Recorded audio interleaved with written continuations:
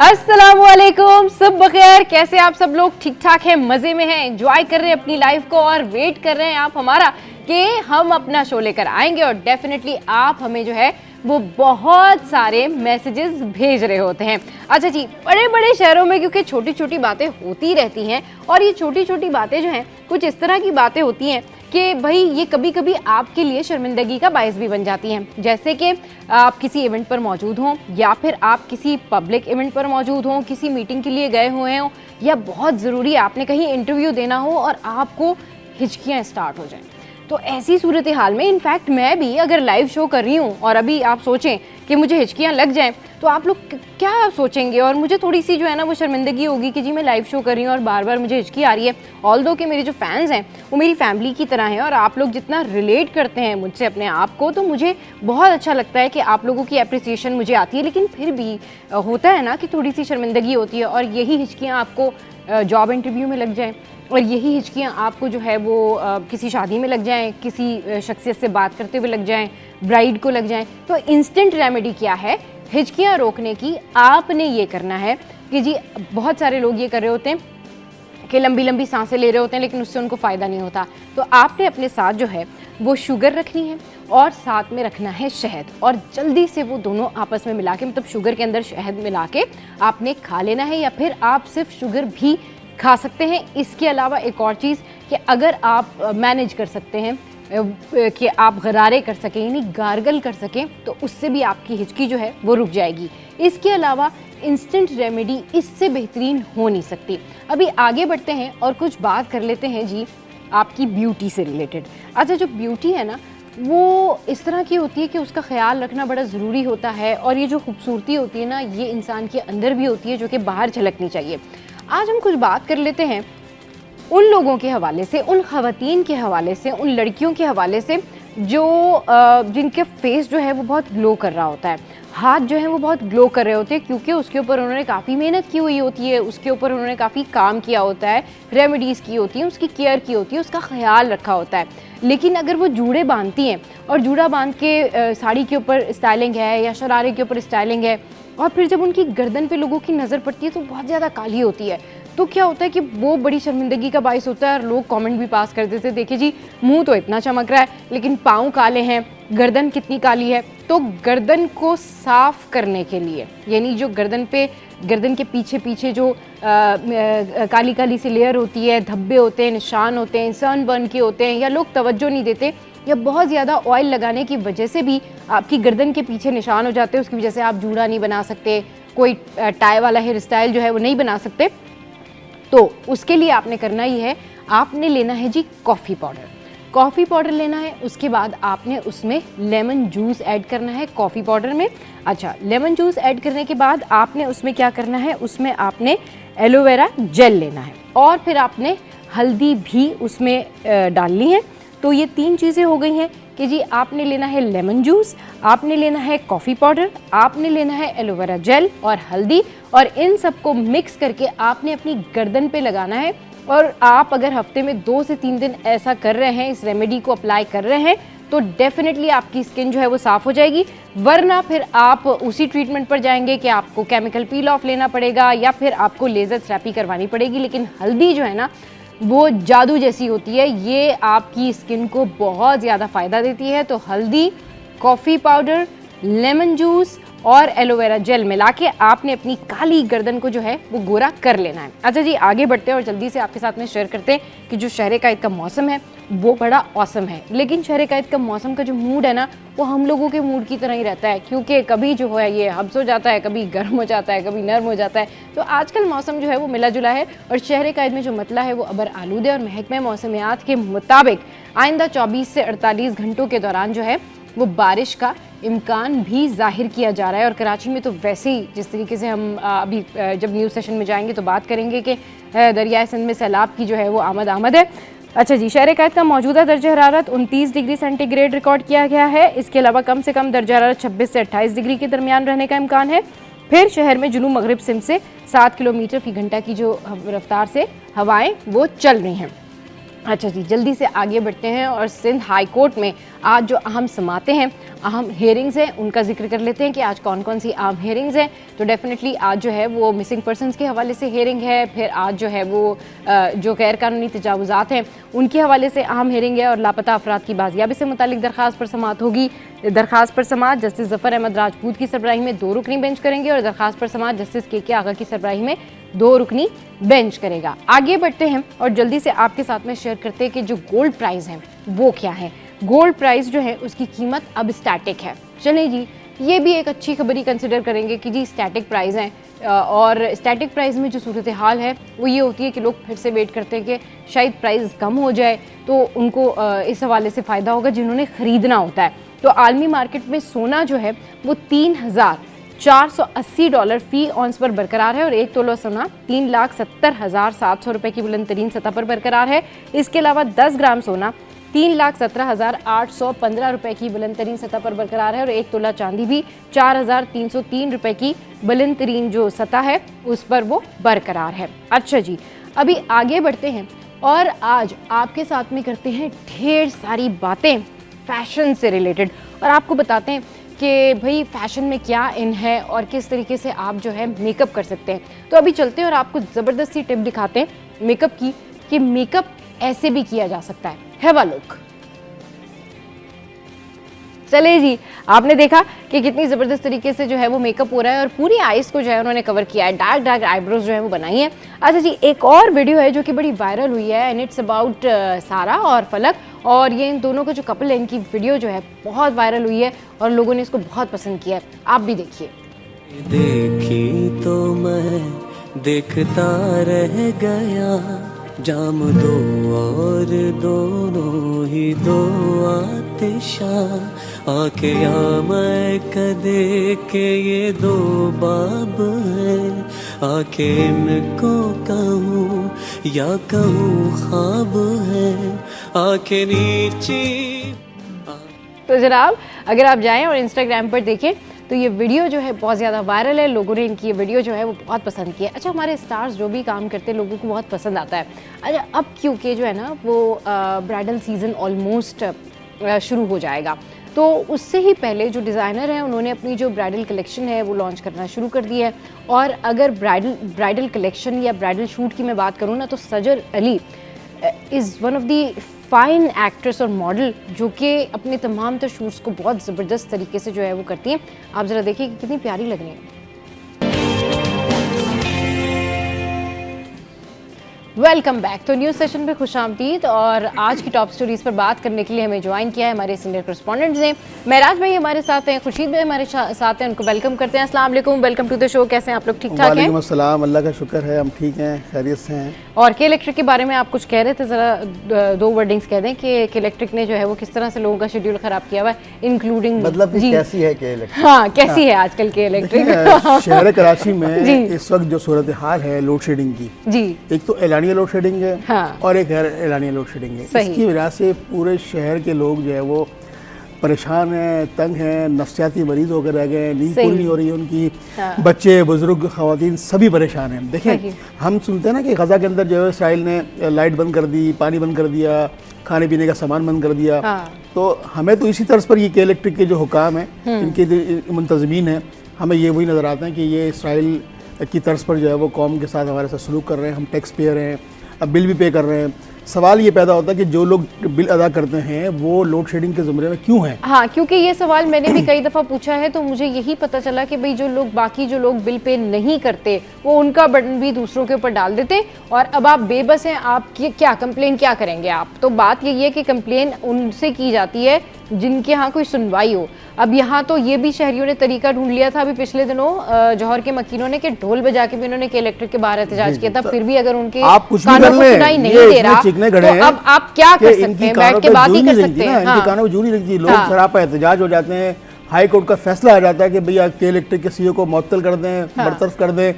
किसी बात की भी के इलेक्ट्रिक के हुकाम जो है वो मानने को तैयार नहीं है। ये ऐसा सफेद हाथी इस कराची के शहरियों पर मुसल्लत हो गया है। चलिए जी, के इलेक्ट्रिक सुने ना सुने, लेकिन कराची पुलिस ने इस दफा लोगों की, आवाम की सुन ली है, और कराची पुलिस के ऊपर हम यही कह सकते हैं कि 15 शाबाश। जिस तरीके से आपने जो है वो मदद की है एक शहरी की, उनकी जो गाड़ी है वो फंस गई थी जी पानी के अंदर, और जिस तरह से उन्होंने निकाला और फिर दोबारा जो है वो क्रेन को बुलाया, तो इस इकदाम पे जो है शहरी बहुत ज़्यादा उनको अप्रिशिएट कर रहे हैं। महराज भाई हमारे साथ है और महराज भाई से हम इनसाइड स्टोरी पूछते हैं कि भाई ओवरऑल इस खबर की जो तफसील थी वो क्या थी। आप देख भी सकते हैं स्क्रीन के ऊपर कि ये जो है ना कराची पुलिस के ये 15 के जो एहलकार हैं वो इस वक्त जो है वो धक्का लगा रहे हैं, और ये एक शहरी की गाड़ी है जो कि फंस गई थी। फैमिली को भी बड़ा ज़बरदस्त तरीके से इन्होंने रेस्क्यू किया और ये लोग पिकनिक मनाने के लिए वहाँ पर गए हुए थे। तो महराज भाई आज तो यानी कि कल के दिन जो ये वाक़या पेश आया, तो आज हमारे प्लेटफॉर्म से भाई शाबाश तो बनती है उनको कि भाई उन्होंने बड़ा अच्छा कारनामा सर अंजाम दिया। देखो बिल्कुल आपके मुंह से पुलिस की तारीफ करना मुझे वैसे भी हजम नहीं होती।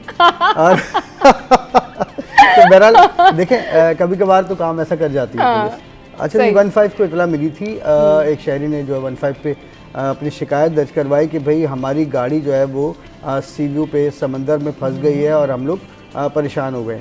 तो इस इतला पर जो है वो बहुत अच्छा और जल्दी रिस्पॉन्ड किया। दरख्शा में जो 15 वाले थे उनकी टीम वहाँ पर पहुँची और उन्होंने उसके बाद उस गाड़ी को निकालने की पहले तो अपनी पूरी कोशिश की, धक्के लगाते रहे, लेकिन जाहिर सी बात है रेत है उसमें फंस चुकी थी वो। तो उसके बाद उन्होंने फिर एक ट्रैक्टर टाइप की जो ट्रॉली होती है उसको अरेंज किया। वो आई, कम से कम घंटा उसमें लग गया, लेकिन उसने आके उसके बाद रस्सी से बांध कर उसको खींच के बाहर निकाल लिया। और बहुत अच्छा इकदाम था कि अगर इसी तरह पुलिस जो है वो पब्लिक की अगर शिकायत पर जल्दी पहुंचे और उनका मसला हल करे तो मेरे ख्याल में कुछ दूरियां कम हो सकती हैं। लेकिन इसमें जो सबसे अहम पहलू है ना वो ये है कि वो गाड़ी वहाँ गई क्यों।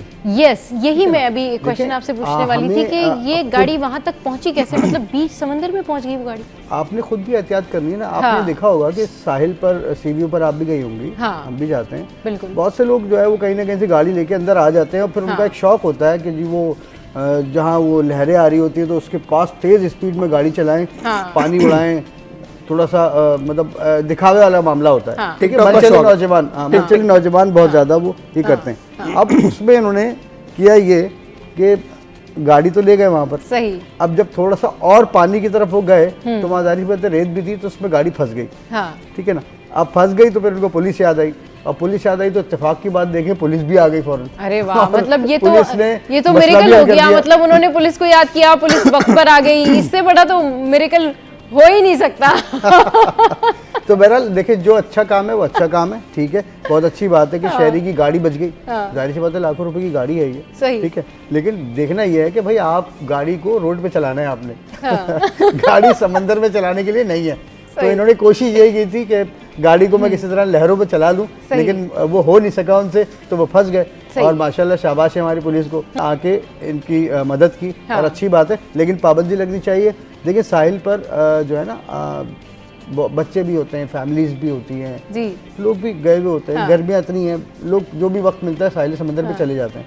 अब वहाँ पर अगर साहिल पर भी कोई गाड़ी चल रही होगी और स्पीड में चल रही होगी तो वो किसी हादसे का सबब भी बन सकती है। तो शहरियों को खुद भी ख्याल करना चाहिए, और पुलिस ने ख्याल किया तो पुलिस का तो बहुत ही शुक्रिया। सही। अच्छा, इसमें तो सज्जाद अली का गाना जो है वो फिट होता है, मैं डूब रहा हूँ अभी डूबा तो नहीं। लेकिन इस पर जो शहरियों का रद्द-ए-अमल था ना वो कुछ इस तरह से था, वो भी महराज भाई से पूछ लेते कि अगर इसी गाड़ी की जगह कोई अगर बाइक वाले की बाइक फंस जाती तो इसी तरह से मदद हो जाती।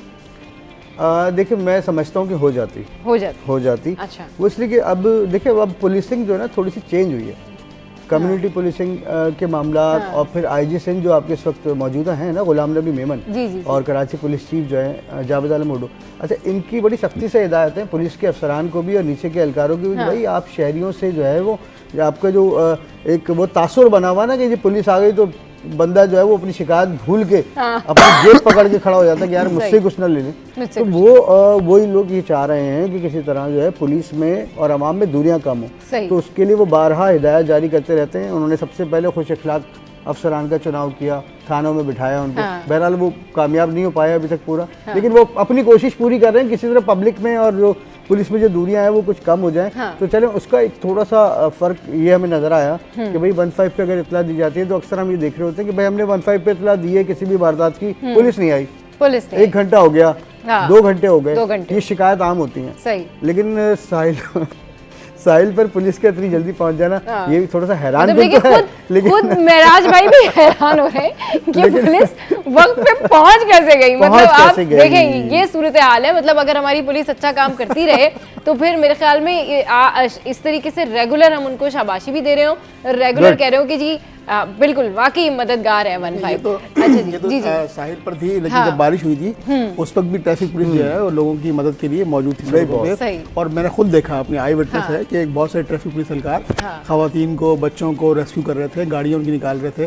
तो कुछ ना कुछ दर्द बाकी है अभी। एक बात है, इस दफा की बारिशों में भाई ट्रैफिक पुलिस के तो मामला बिल्कुल तब्दील हो गए। अच्छा, ट्रैफिक पुलिस जो पहले थी वो नहीं रही अब। इस दफा हमने देखा कि उनके जो आईजी थे वो हमारे शो पर आए थे, और पीर इस मोहम्मद दफा शाह जो आए थे, पीर मोहम्मद शाह बिल्कुल वो आए थे हमारे शो पे, और बहुत ज्यादा वो बता के गए थे कि इस दफा वो रूल चेंज कर रहे हैं, कमिटमेंट्स जो है वो बहुत सारी अपनी फुलफिल कर रहे हैं। अच्छा लगा कि देखें हमारी टैक्स से हम पैक करते हैं तो उस मुसीबत की इस घड़ी में वो उस वक्त जो कौम के साथ खड़े हुए थे। सही। और ये पॉजिटिव साइन था, पॉजिटिव साइन था। चलिए जी, एक और पॉजिटिव न्यूज़ जो है वो आपके साथ में शेयर करते हैं। हम सब जानते हैं कि सैर व तफरीह का कराचीइट्स को बहुत ज़्यादा शौक है, और अगर ज़ू की बात की जाए या तफरीही मुकामात की बात की जाए ना, तो ज़ू इंसान इसलिए जाता है कि वहाँ पर शेर देख ले, वो सबसे फेवरेट होता है सबका, बच्चों का भी, सबका भी, हम सबका भी, और हाथी ये बहुत ज़्यादा फेवरेट होते हैं। तो अभी रिसेंटली एक खबर सामने आई, और ये खबर है जी हाथी के हवाले से। अच्छा, ये सफारी पार्क में मौजूद जो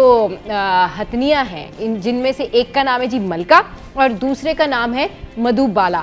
अच्छा, ये दोनों जो हैं अब सेहतियाबी की जानिब गामजन है। तो अब यहाँ पर सफारी पार्क में जो लोग इनको देखने जाते थे और देख नहीं पा रहे थे, तो अब अच्छी खबर ये है कि अब 3 माह क्योंकि इनको मुकम्मल हो चुके हैं, ये बीमार थी, अब ये सेहतियाबी की तरफ हैं, तो ये 80% जो है वो अब सेहतियाब हो गई हैं। और सफारी पार्क इंतज़ामिया ये कहती है कि अब जब अगले माह श्रीलंकन डॉक्टर्स जो हैं वो आएंगे तो उनसे मशवरा करके फिर इन लोगों को आवाम तक जो है वो रसाई दे दी जाएगी। और इससे पहले एक नूरजहां नामी हथनी थी 2023 में, और फिर एक सोनिया नामी हथनी थी 2024 में, जो जिनका इंतकाल हो गया था, जिसके हवाले से बहुत सारी कॉन्स्पिरेसी हुई थी कि जी क्या हुआ क्या नहीं हुआ। बहरहाल अब ये जो बच्चों की फेवरेट है ना मलका और मधुबाला, ये सेहतियाब हो गई है, और अब कुछ अरसे बाद ही जब डॉक्टर्स आएंगे उनकी मुशावरत के बाद इनको आवाम तक रसाई दे दी जाएगी। कैसे देख रहे हैं खुर्शीद भाई, महराज भाई, आप इस खबर को? खुर्शीद भाई आप ज़रा बताएं कि ये बच्चों के लिए, बड़ों के लिए और उन लोगों के लिए जो कि एनिमल लवर हैं, जो कि वाकई जाते हैं हर हफ्ते सफारी पार्क और विजिट करते हैं, और ये जो हथनियाँ मौजूद हैं उनको खिला पिला के भी आते हैं, पिक्चर्स भी लेते हैं, उनके लिए कितनी अच्छी खबर है ये? देखिए, ये एक मस्बत खबर तो है कि बच्चों के लिए जो तफरीगाहें हैं, गार्डन जू है, सफारी पार्क है, वहाँ पर जानवरों की देखभाल के लिए मुनासिब इंतजाम तो सिटी गवर्नमेंट कर रही है, मेयर कराची कर रहे हैं। और ये जो हाथी और हाथी वाला मामला है, इसकी ओर देख के बच्चे बहुत ज़्यादा पुरजोश होते हैं, खुश होते हैं, और शेर को भी देख के बहुत खुश होते हैं। ख़ुसूसन जो हाथी है ना, हम भी बचपन में जाते थे चिड़ियाघर, तो हम हाथी को देख के खुश होते थे, फिर उनको फ्रूट डालते थे। अच्छा, बंदरों को भी हम फ्रूट डालते थे, बंदर तो खुद भी छीन के खा लेता है, उसकी एक आदत अच्छी है। हमें पाकिस्तान के अवाम को भी खुद करना पड़ेगा कि अपने हकूक के लिए अब जो है वो लड़ना पड़ेगा, अपने हकूक छीनने पड़ेंगे। देखें, अब कराची के हक इस तरह मिल नहीं सकते जब तक कराची के शहरी, कराची के ताजिर अपना हक छीनेंगे नहीं। अब जो है ना बारी छीनने की आ गई है, तो हमें बंदरों से सबक सीखना चाहिए कि वो अपना हक छीन लेते हैं। हमें हाथी नहीं बनना चाहिए कि इतना वजन लेके भी वो अपने वजन को महसूस नहीं करता। तो मैं सब ये लाइटर साइड था ये, लेकिन ये कि अच्छी खबर है कि हमारे जो मेयर कराची हैं वो कम से कम जानवरों के ऊपर तो फोकस किया हुआ उन्होंने, कि उनकी देखभाल के लिए, उनकी सेहत के लिए, उनकी तंदुरुस्ती के लिए ख्याल कर रहे हैं। ये एक अच्छा साइन है कि मेयर कराची कम से कम जानवरों की तरफ तो सोच रहे हैं। बिल्कुल, मेयर कराची सिर्फ जानवरों की तरफ नहीं सोच रहे, मेयर कराची जो है वो शारा भुट्टो की तरफ भी सोच रहे हैं। और वापस आएंगे तो आपको बताएंगे कि मेयर कराची ने शारा भुट्टो का जो है वो दौरा भी किया, और इसके जो मनाजिर हैं वो भी आपके साथ में शेयर करेंगे। Will take a short break here. Welcome back. तो जनाब, जब हम ब्रेक से वापस जा रहे थे तो हम बात कर रहे थे शारा भुट्टो के हवाले से। तो अभी आपको दिखाते हैं कि रीसेंट शारा भुट्टो जो है उसके क्या मनाजिर हैं। मेयर कराची ने वहाँ का दौरा भी किया है, तो आप चलें और देखें कि कहाँ तक कंप्लीट हुआ और किस तरीके का लग रहा है और क्या यहाँ पर मनाजिर। अच्छा जी, तो ये आप देखें कि ये हैं शारा भुट्टो के मनाजिर, और यहाँ पर जो है मेयर कराची इस वक्त मौजूद है।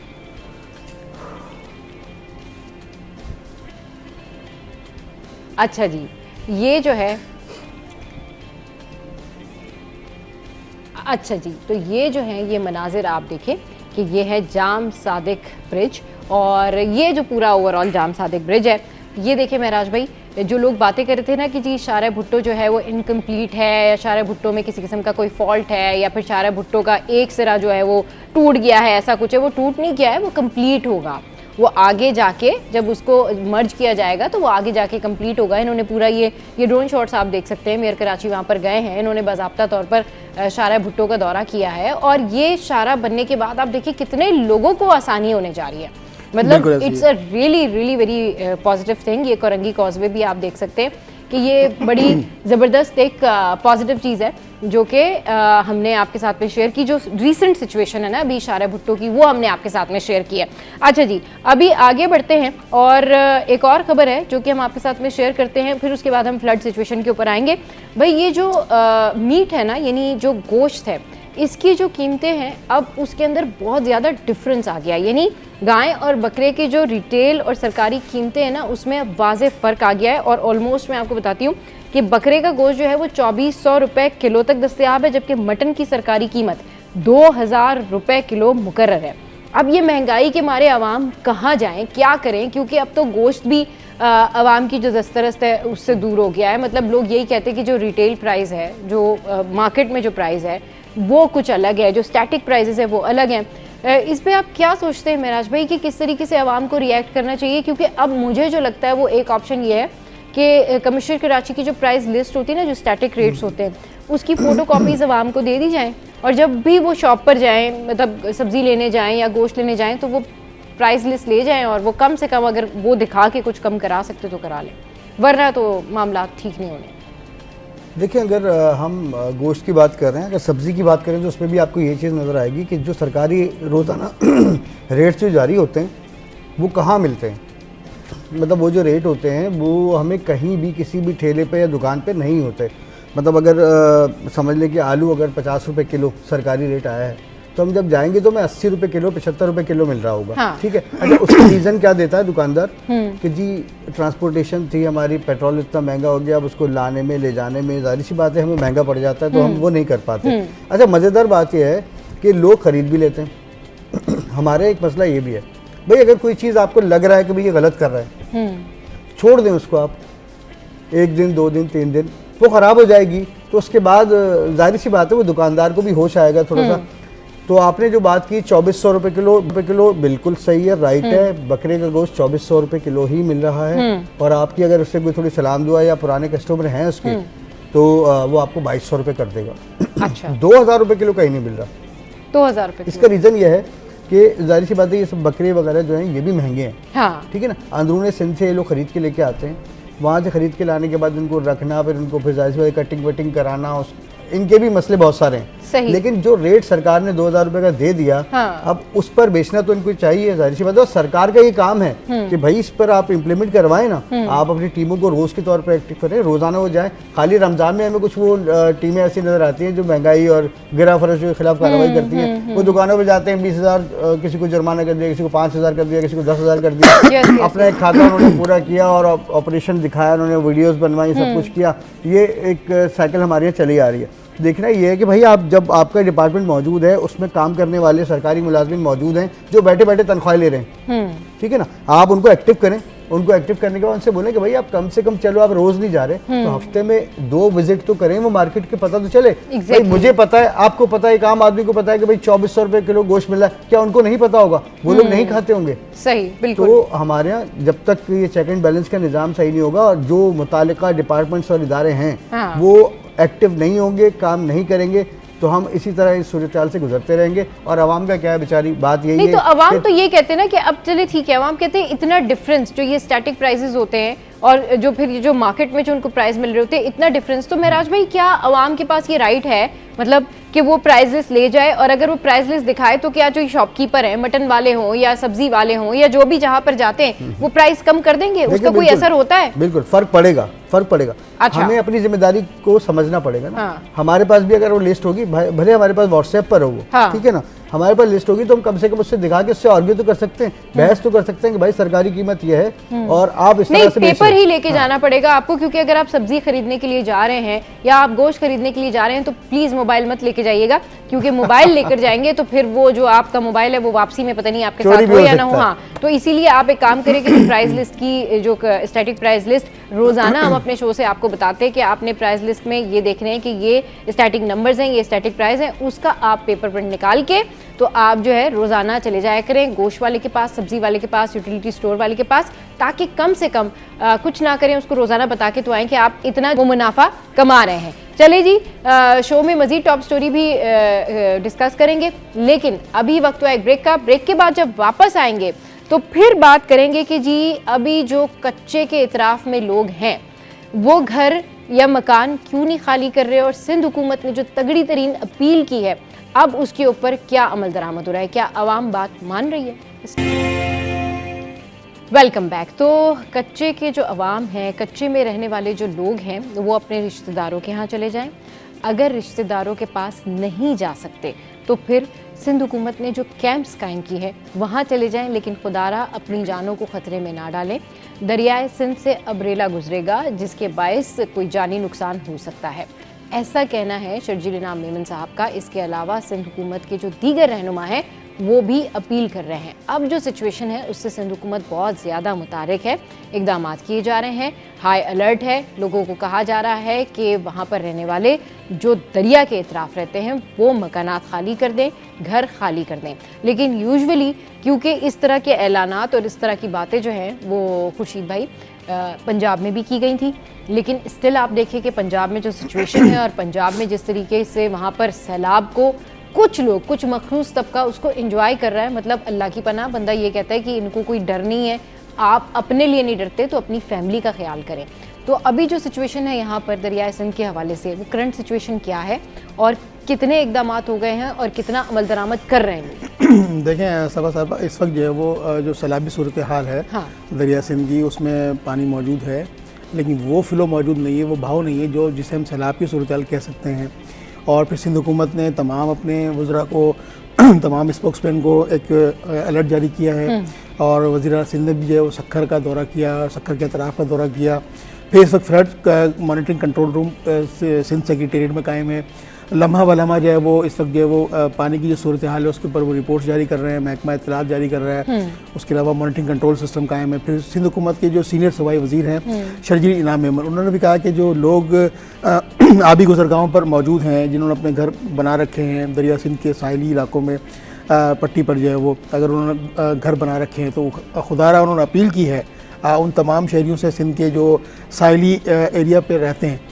दरिया सिंध की जो साहिली पट्टी है हैदराबाद में जो गुजरता है दरिया सिंध, तो हमने देखा कि वो भी जामशोर जो टूल प्लाजा है उसके कुर्ब जवार में जो लोग रहते हैं उनसे भी अपील की है। फिर सक्खर में जो लोग रहते हैं उनसे भी अपील की है। फिर सक्खर के कुर्ब जवार में जो देहात हैं उनसे भी कहा कि आप जो है वो महफूज मकाम पर पहुंच जाएं या फिर सिंध हुकूमत की जो रिलीफ कैंप्स हैं उनमें पहुंच जाएं, या आपका कोई रिश्तेदार कहीं किसी जगह अकोमोडेट है आप उसके बाद चले जाएं।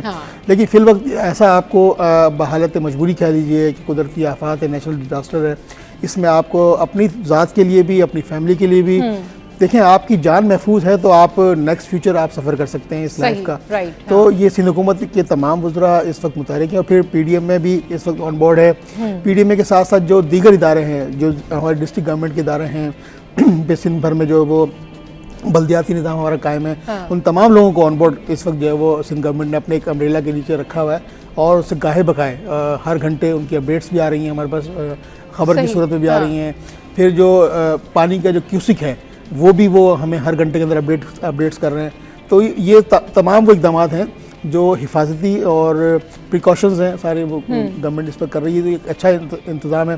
देखिए पंजाब में भी जो आबी गुज़रगाहों पे जो सोसाइटीज़ बनी है ना जी तो वो भी कोई आपने और मैं तो बनाई नहीं है, वो भी अशराफिया है मुल्क की जिन्होंने बनाए हैं। तो कम से कम अब नेक्स्ट फ्यूचर जो एक हफ्ता कबल जो इजलास हुआ था जिसमें वज़ीर-ए-आज़म भी थे, वज़ीर इत्तलात भी थे और एनडीएमए के भी लोग थे, तो उन्होंने कहा था कि नेक्स्ट हम एक पॉलिसी तरतीब दे रहे हैं कि जो हमारे नॉर्दर्न एरियाज़ हैं जो सयाहत के हवाले से, तो वहाँ भी जो पानी की जहाँ गुजरगाहें हैं तो वहाँ पर ना कोई होटल्स बनेगी ना कोई बिल्कुल, रिहायशी इमारत जो बनेगी। दरिया काट काट के इन्होंने होटल्स बना लिए होते हैं ना, उससे भी बड़ा नुकसान होता है। जी। लेकिन इस दफ़ा एक अच्छा जेस्चर ये है सिंध गवर्नमेंट की जानिब से कि उन्होंने बहुत अच्छे तरीके से अपील की है, बहुत अच्छे तरीके से उनके रहनुमाओं ने जो है वो बात समझाई है। शर्जील इनाम मेमन साहब ने इस हवाले से बाज़ाब्ता तौर पर कहा है कि भाई आप लोग अगर अपने रिश्तेदारों के यहाँ जाना चाहते हैं चले जाएं, नहीं तो जो सिंध हुकूमत के कैंप से वहाँ पर चले जाएं। जान जो है वो बचाना सबसे पहली जो है ना वो प्रायोरिटी है, सबसे पहली जिम्मेदारी है। अच्छा महराज भाई, आप क्या समझते हैं, ये तो दरियाए सिंध की बात हो गई, लेकिन आप क्या समझते हैं कि इसी के साथ इसी के पैरेलल रेन स्पेल भी है जो कि कराची में मुतवक्के है। ऑलमोस्ट 5 to 6 सितंबर को कहा जा रहा है कि एक और रेन का स्पेल है और बारिश हो सकती है, धुआंधार बारिश हो सकती है। क्या हम तैयार हैं इस दफ़ा? फिर हमने सबक सीख लिया ये जो अभी पिछला हफ्ता गुजरा है उस बारिश से? देखिए, मैं अगर सच कहूँ हम कोई तैयार हो या नहीं है। अच्छा। हाँ, हम कराची में ये देखते हैं कि जब बारिश हो जाती है, ज़्यादा हो जाती है, तो उसके बाद सड़कें तालाब बनती है। सही। ठीक है ना। अच्छा, उसका जो मसला है वो भी मेयर साहब ने क्लियरली बताया कि हमारे जो सीवरेज की जो लाइंस है ना वो छोटी हैं और बहुत पुरानी डली हुई हैं। सही। तो वो कितना मिलीमीटर बारिश बर्दाश्त कर सकती हैं उसका भी उन्होंने बताया था कि 40 mm जो है वो बर्दाश्त कर सकती है। उससे अगर ज्यादा बारिश हो जाती है 40 मिलीमीटर बर्दाश्त कर सकती है। अगर उससे ज्यादा बारिश हो जाती है तो फिर ज्यादा पानी आ जाता है, ज्यादा क्योस क्रिएट हो जाता है, क्योंकि फिर उस तरह से जो है वो एब्जॉर्प्शन के तो चीजें हैं। सबसे पहले ना नालों पर तवज्जो दें, नदी और नालों पर तवज्जो दें। अगर सफाई अभी तक नहीं हुई है कम्प्लीटली तो उसको थोड़ा सा करवाएं, क्योंकि जब नाले चौक होते हैं तो उसकी वजह से भी अब जैसे तो हमारे कॉलेज में 3 दिन नाले साफ हो गए हैं सारे, क्योंकि अब तो सारा काफी टाइम मिल गया था तो नाले तो साफ हो ही गए होंगे। देखिए जी, नालों की पोजीशन अभी भी स्टिल वैसी है, उस पर सफाई का काम चल रहा है। अच्छा। लेकिन उस पर कचरा इतना है जो कि हम और आप, मतलब हम शहरियों ने डाला हुआ, जाहिर सी बात है वहाँ पे कचरा, तो वो कचरा इतना है कि उसको निकालने में बहुत बड़ा वक्त चाहिए। तो बहरहाल कोशिश वो लोग कर रहे हैं। अब हम सारा मलबा तो उन पर नहीं डाल सकते कि भाई आप ही जिम्मेदार हैं, ऐसा नहीं है। अब कराची में जो जिन मसाइल से अभी बारिश में हम गुजरे हैं, अभी साबिका बारिशों में और अब आने वाली बारिशों में गुजरेंगे, तो इस वक्त मामला यह है कि हुक्मरानों को ये देखना होगा कि भाई ये जो मसला आता है बार बार, इसका हल क्या है। हल क्या है? क्योंकि देखिए, इनसे पहले वाले और उनसे पहले वाले भी और उनसे पहले वाले भी जो मेयर गुजरे हैं वो हमेशा यही कहते हैं कि जी ज्यादा बारिश हुई है तो अब जाहिर सी बात है पानी कैसे निकासी होगी। तो भाई आप सीवरेज वाला जो मामला है, बरसाती नालों वाला जो मामला है, अगर इस पर लगकर 1 साल भी काम हो जाए ना तो मेरे ख्याल में शायद इस्लामाबाद जैसा माहौल हो जाएगा यहाँ पर, या पड़ोसी मुल्क का एक शहर है बिल्कुल हमारी पॉपुलेशन वाला, उस जैसा माहौल हो जाएगा। वहाँ किसी वक्त भी बारिश हो जाती है लेकिन पानी वानी नहीं खड़ा होता वहाँ पर ना, पानी निकल जाता है। उसके लिए वर्किंग इनको ये करनी चाहिए कि अभी चलो मानसून का ये स्पेल निकल जाए, अभी तो जो मुश्किलात है वो हम सब मिलकर जाहिर सी बात है कर लेंगे, देख ही लेते हैं। सही।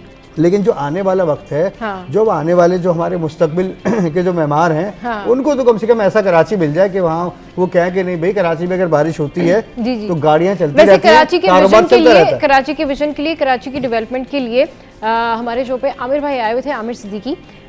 वो ये कह के गए कि जी 2026 और 2027 जो है वो बड़ा सरप्राइजिंग होगा, बड़ा चेंज होगा कराची के लिए। Let's hope for the best. बहुत शुक्रिया महराज भाई, बहुत शुक्रिया खुर्शीद भाई, आप हमारे शो पर आए। अच्छा जी, ब्रेक पे जाने से पहले एक खबर मैं आपके साथ में जो है वो शेयर करती जाऊँ, और it's about hospital and health. और मुझे बड़ी हैरत हुई कि अब जो वहाँ पर MLO की जगह दीगर लोग मौजूद हैं ना, जिनका उस तरह से रैंक भी नहीं है, वो भी अब रिपोर्ट बनाने लगे मनपसंद। तो ये खबर कुछ इस तरह से है कि शहर कायद के तीनों बड़े जो मेडिको लीगल सेक्शन है अब वो लावारिस हो गए हैं, और police surgeon Karachi doctor Samiya Syed की जो मनमानियां हैं वो उरूज पर पहुंच गई हैं।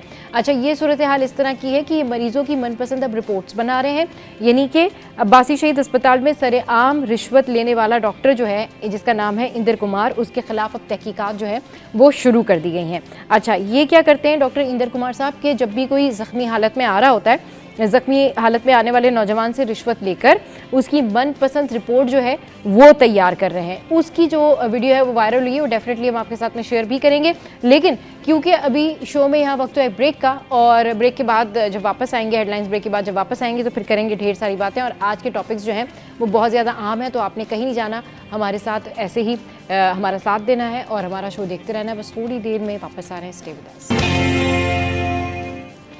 Welcome back. तो अब कुछ बात कर लेते हैं हम कि हमारे माशरे में जहाँ पर हम कपल्स की बात करते हैं, हस्बैंड वाइफ की बात करते हैं, बॉन्ड की बात करते हैं, वहाँ पर बहुत सारी ऐसी पॉजिटिव चीज़ें हैं जिनके ऊपर बात करते हुए बड़ी खुशी भी होती है कि हमारे यहाँ हमारी सोसाइटी जो है यानी इन पाकिस्तान हमारे यहाँ बाकी ममालिक से बहुत डिफरेंट सिनेरियो है और हम फ़ख्र भी महसूस करते हैं इस बात पे कि ख़वातीन यहाँ पर बहुत ज़्यादा महफूज फील करती हैं।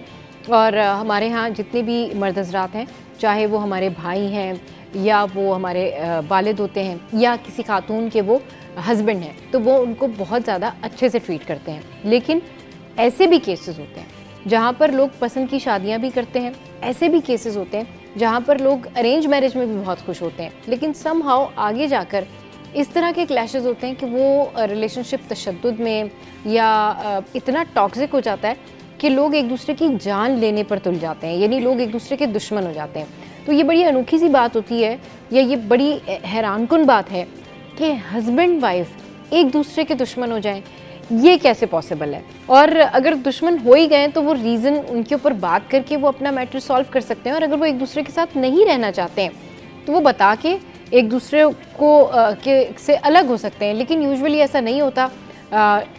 इन दी एंड रिज़ल्ट ये मिलता है कि तशद्दुद और बहुत ज़्यादा आप देखें कि ख़वातीन के साथ उनको मारा पीटा जा रहा होता है या फिर इस तरह तक भी नौबत आती है कि उनकी जान भी ले ली जाती है। तो जी, इस पर बात करने के लिए दो ज़बरदस्त पर्सनैलिटीज़ जो है वो हमारे साथ मौजूद हैं। इकरा हमारे साथ मौजूद हैं और मैं चाहूँगी मैम आप अपना इंट्रोडक्शन ज़रूर हमें कराएं, क्योंकि मैम जो है वो इस्लामाबाद से आई। नादिया नदीम साहबा इस्लामाबाद से हमारे साथ। मैं एक माइंड साइंसेस स्पेशलिस्ट हूँ, रिलेशनशिप स्पेशलिस्ट हूँ। आपने जो जिक्र किया ना सबा, आजकल बड़ा अफसोस होता है जब ऐसी न्यूज़ हम सुन रहे होते हैं ना, इतने ऐसे वाक़यात, इवन मेरे पास जब केसेस भी आ रहे होते हैं कि वो जी मियाँ हर वक्त मारता रहता है, मियाँ हर वक्त ये करता है। मैं आपको बताऊँ इसके बिहाइंड वैसे तो बहुत सारे रीज़न्स हैं। एक रीज़न वो है, आप नोटिस कीजिए इस वाली जनरेशन में ये ज़्यादा चीज़ें आ रही हैं, ठीक है। हमारे से पहले भी शायद होती थी लेकिन इतनी ज़्यादा नहीं होती थी ये चीज़ें। आजकल ये चीज़ें इतनी ज़्यादा हो गई हैं कि वो कत्ल और इस हद तक वो बात पहुँच जाती है। उसका एक बहुत बड़ा रीज़न ये है कि अभी जैसे हम ऑफ कैमरा बात कर रहे थे कि अपब्रिंगिंग इसमें बहुत इम्पॉर्टेंट है, क्योंकि वो जो एक माँ है ना जिसने एक बेटा अब जवान किया और जो अपनी बीवी के साथ ये कर रहा है, उस माँ ने क्योंकि पीछे अपने ऊपर जुल्म बर्दाश्त किए तो उसको ये लगा कि अब मैं अपने बेटे को ऐसा बनाऊंगी कि वो एटलीस्ट मेरी सपोर्ट बनेगा, वो मुझे सपोर्ट करेगा, क्योंकि मैंने मियाँ का, सास का, ससुराल का इतना तशद्दुद या कड़वी बातें ये सब कुछ है, तो मैं अपना बेटा वैसा बनाऊंगी, ठीक है। जब आप उस बेटे को ऐसा बनाएंगे तो ये भी याद रखिए कि उस बेटे को फिर ये तमीज़ नहीं रहेगी कि ये माँ है, ये बीवी है, वो हर के लिए फिर वो वैसे ही जाबिर बन जाएगा। उसकी अना वो वैसे ही बन जाएगी कि मुझे ना नहीं सुननी, मेरी मर्ज़ी के ख़िलाफ़ कुछ होगा तो मैंने नहीं सुनना। और दूसरा, जब आप ये चीज़ें जब बहुत हाइप क्रिएट करती हैं ना, मेंटल हेल्थ का तो हमारी सोसाइटी में कोई नाम लेवा ही नहीं है, कोई लेना देना ही नहीं है। अच्छा, ये जो मेंटल हेल्थ है ना, जिस मेंटल हेल्थ के हवाले से हम बात करते हैं, ये मेंटल हेल्थ बेसिकली क्या है? ये मेंटल हेल्थ बेसिकली इस बात से भी रिलेट करती है कि आप कितने ज़्यादा दूसरों से हसद करते हैं या जलन करते हैं। अगर कोई शख्स किसी से बहुत ज़्यादा जल रहा है या किसी शख्स को ये प्रॉब्लम है कि जी ठीक है, मैं एक रिलेशनशिप में हूँ, मैं हस्बैंड वाइफ के एक रिलेशनशिप में हूँ, और उस शख्स को लगता है कि उसकी बीवी उसको पसंद नहीं करती या उसकी बीवी जो है वो उससे अलग होना चाहती है, तो वो इतना हासिद होता है कि वो ये सोचता है कि नहीं, अगर ये मेरे साथ खुश नहीं है तो मैं इसको किसी और के साथ भी खुश नहीं रहने दूंगा, मैं इसको किसी भी तरीके से आगे नहीं जाने दूंगा, या वो उसका दुश्मन बन जाएगा, या वो उसको मारने की प्लानिंग करेगा, या वो उस पर तशद्दुद करेगा, या वो उसके कैरेक्टर पर इल्ज़ाम लगाएगा। इकरा, व्हाट डू यू से ऑन इट कि मेंटल हेल्थ सिर्फ यही है कि अपना ये भला सोचते रहो, अपने आप को हेल्दी करो? मेंटल हेल्थ तो ये भी है ना कि आप किसी के लिए बुरा ना सोचें। देखिए, मेंटल हेल्थ वो है कि जिस इंसान की जहनी सेहत बेहतर है, वो सिर्फ अपने बारे में नहीं सोचेगा, वो दूसरे के बारे में सोचेगा। आप जितना माइंडफुल अपने बारे में हैं, आप उतना ही दूसरे के इमोशंस के बारे में भी हैं। जितना हम इस चीज़ का एम्फेसिस करते हैं मेंटल हेल्थ पे कि एक IQ तो हमारा जैसे होता है कि इंटेलिजेंस है, इसी तरह हमारा EQ होता है, और EQ में ये चीज़ आती है इमोशनल क्वेश्चन में कि जो इंसान अपने इमोशंस का ख्याल रख सकता है, दूसरी चीज़ ये है कि वो दूसरे के इमोशंस का भी ख्याल रखें। अब इस टॉपिक के जैसे अभी आपने कहा कि वो मार धाड़ और ये सारी चीज़ें जो है कि हम आगे नहीं बढ़ने देंगे, ये तो दूसरी चीज़ है, ये तो सेकंड स्टेप पे आता है। पहला स्टेप ये है इस मार धाड़ का कि जो इंसान मार रहा है, फॉर एग्जांपल कोई शौहर अपनी बीवी पे तशद्दुद कर रहा है, तो वो पहले अपनी एंजाइटीज़, अपने स्ट्रेस को उस पर डिस्प्लेस कर रहा है। इसे एक जो है हमारी साइकोलॉजी में इसे डिस्प्लेसमेंट कहा जाता है कि गुस्सा उतारना। बॉस ने आपको कुछ कहा, आपने घर जाके बेगम के ऊपर उतार दिया, अब वो आपकी कैटेगराइजेशन है कि आप उसको किस तरह एग्रेसिवली उस चीज़ को डिस्प्लेस करें। सही है, हमारे पास एनर्जी चैनलाइजर्स होते नहीं है, लाइक डिफरेंट ऑफिसेज में, डिफरेंट ऑर्गेनाइजेशंस में हमारे पास कोई इस तरह की चीज़ें नहीं है कि मेंटल हेल्थ प्रोवाइडर्स हों जो उनकी बात सुने एंड देन एंड देयर ही वो मसला हल कर दें।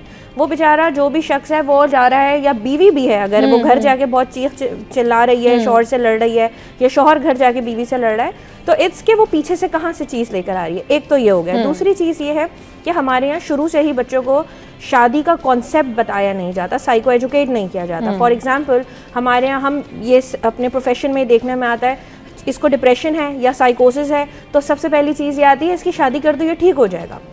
एक बंदा है ही मेंटली चैलेंज्ड है, ठीक है, उसका IQ का मसला है या वो स्पेशल नीड्स का है, थोड़े लो से मिडिल लेवल पे है, तो उसका कहते हैं शादी कर दो, बेगम आएगी, ठीक हो जाएगा। कैसे ठीक होगा? वो अपने इमोशंस, अपनी मेंटल हेल्थ का ख्याल नहीं रख पा रहा, अपने बिहेवियर्स को जो है वो मॉड्यूलेट नहीं कर पा रहा, तो वो अपनी बीवी की जिम्मेदारी कैसे उठाएगा? सही बात। इसी तरह बीवियों के ऊपर भी यह है, लड़कियों के ऊपर भी होता है कि इसकी शादी कर दो। आप शादी कर दें, उसे अपनी चीज़ें समझ नहीं आ रही, अपनी सेल्फ केयर समझ नहीं आ रही, अपनी मेंटल स्टेट समझ नहीं आ रही, वो वहाँ जाके एक न्यू रिलेशनशिप में जाके, एक नए रिश्ते में जाके, ससुराल है, फिर ससुराली डिफरेंट रिश्ते हैं, शौहर है, इनको कैसे संभालेगी, बच्चों को कैसे संभालेगी, और फिर यहाँ से जो है ना वो तनाव जो है वो शुरू होता है, यहाँ से मसले शुरू होते हैं। तो हमें चाहिए कि हम बिगनिंग से, शुरू से अगर हम इस चीज़ के ऊपर फोकस रखें कि भाई हमें शादी का मतलब सबसे पहले अपने बच्चों को बताएं कि भाई आपकी शादी होने वाली है तो इसकी ये ऑपरेशनल डेफिनेशन है, इसमें आपने बीवी ने मियाँ ने बीवी का ख्याल रखना है,